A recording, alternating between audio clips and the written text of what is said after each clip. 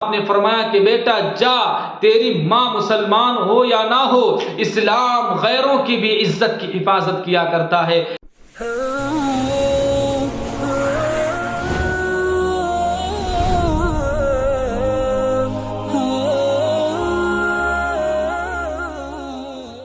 मोहब्बत क्या है दिल का दर्द से मामूर हो जाना, मोहब्बत क्या है दिल का दर्द से मामूर हो जाना, मताए जा किसी को सौंप कर मजबूर हो जाना, बसा लेना किसी को दिल में दिल ही का कलेजा है, पहाड़ों को तो बस आता है जलकर दूर हो जाना।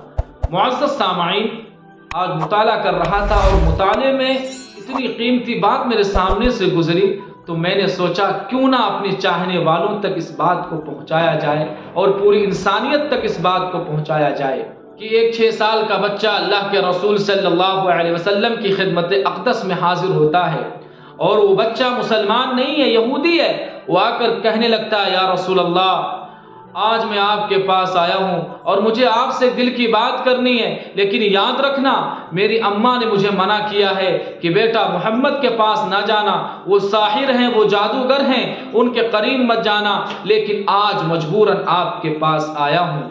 अल्लाह के रसूल सल्लल्लाहु अलैहि वसल्लम ने फरमाया, बेटा तेरी माँ ने क्यों मना फरमाया है? कहता है कि सुना है कि जो आपको देखता है आपका हो जाता है। एक मर्तबा जो आपके रुखे अनवर को, आपके चेहरे अनवर को, आपकी खूबसूरती को, आपके बदने अतहर को जो एक मर्तबा देखता है आपका हो जाता है, आपका दीवाना हो जाता है, आपका मस्ताना हो जाता है, आपका चाहने वाला हो जाता है। जो एक मर्तबा आपकी बात को सुनता है, आपके इस्लाम में दाखिल हो जाता है। मेरी माँ ने मना फरमाया था कि बेटा उनके करीब मत जाना। अल्लाह के रसूल ने जब उस बच्चे का ये जुमला सुना तो आप मुस्कुराने लगते हैं, आपके दंदाने मुबारक चमकने लगते हैं। आपने फरमाया कि बेटा तुझसे कौन कहता है कि इस्लाम के अंदर जबर है?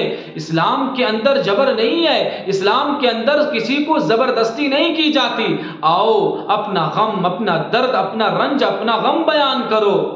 वो 6 साल का बच्चा सरकार की खिदमत में हाजिर होता, रोकर कहने लगता है, या रसूल अल्लाह, या रसूल अल्लाह, आज मैं आपके पास आया हूँ और मैं क्या बताऊँ, मेरे बाप का इंतकाल हो गया और मेरे सर से मेरे बाप का शफकत का हाथ उठ गया।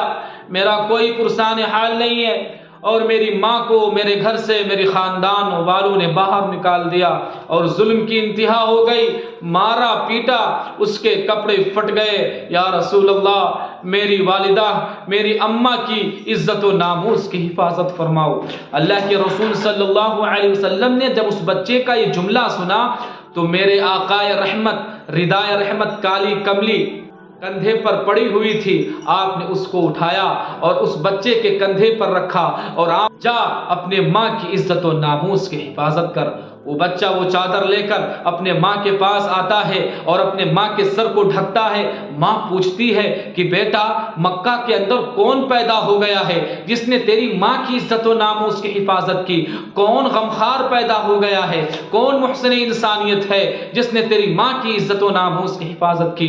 वो बच्चा रो रो कर कहने लगता है, अम्मी जान, जिस इस्लाम की ताकत के पास तुमने जाने से मना किया था, जिस इस्लाम के नबी के पास तुमने जाने से मना किया था, उसी नबी मुहम्मदुर रसूलुल्लाह सल्लल्लाहु अलैहि वसल्लम ने आपकी इज्जत और नामूस की हिफाजत की है। जब उस बच्चे की माँ ने ये जुमला सुना तो बच्चे का हाथ पकड़ती है और खाने काबा में आकर, सहने काबा में आकर, फिर वो औरत मक्का की गलियों को गवाह बनाकर ये पैगाम देती है कि सुनो दुनिया वालों, अगर इस्लाम औरतों को इज्जत देता है तो आज मैं उस इस्लाम की गुलाम हूँ और उस इस्लाम के हल्के में दाखिल होती हूँ। मेरे भाइयों, ये कहकर वो मुसलमान हो जाती है। दरअसल मेरे भाइयों, आपकी सीरत, नबी का उसवा, यही असल इस्लाम है। आज हमने इस्लाम को समझा ही नहीं है कि इस्लाम क्या है। याद रखो, इस्लाम की ताकत, इस्लाम की क़ुव्वत नबी के अखलाक हैं, नबी के किरदार हैं, नबी का कैरेक्टर है। अल्लाह हम सबको उसवे हसना को अपनाने की तौफीक अता फरमाए और रसूलुल्लाह सल्लल्लाहु अलैहि वसल्लम के तरीक़े के मुताबिक ज़िंदगी गुजारने की तौफीक अता फरमाए। आमीन व आखिर दावाना अनिल हम्दुलिल्लाह।